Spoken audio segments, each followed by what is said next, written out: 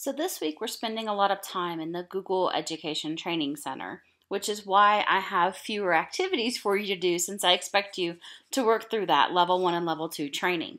But in general, we're kind of looking at trends and where we've been and where we're headed with respect to technology in education.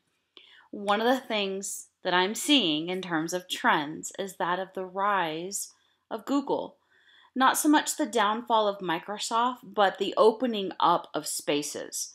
You'll notice in the last few years, Google has really ramped up their game in terms of what their apps, docs, slides, sheets can all do, and making them incredibly useful, putting them in the cloud, taking away some of the securities that we've come to appreciate in Microsoft, but at the same time get frustrated by. And I don't necessarily mean security in terms of information security.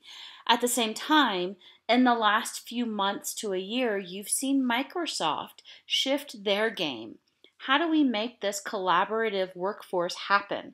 How do we do it in education, formal education? How do we do it in business and industry? And Google Apps has really kind of taken the market by storm. That's a huge trend. So that's one of the reasons why I've included that in this class. The other reason, and I've had this question come up, why didn't I give you the choice between Google and Microsoft? Well, I'm certainly open to that possibility.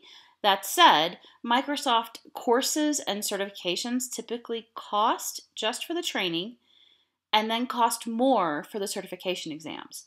On the other side of that house, on the other side of that coin, Google Apps training is completely free. And the certifications cost you about $35.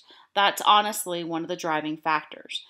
That said, I'm also seeing Google used in different ways, in novel ways, and I wanted us to kind of think about that in this class.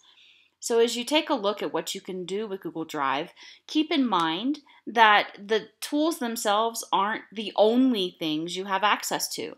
That's another huge difference between Google and Microsoft. Google has opened up their API, their code, and people can create add-ons to improve and enhance these tools.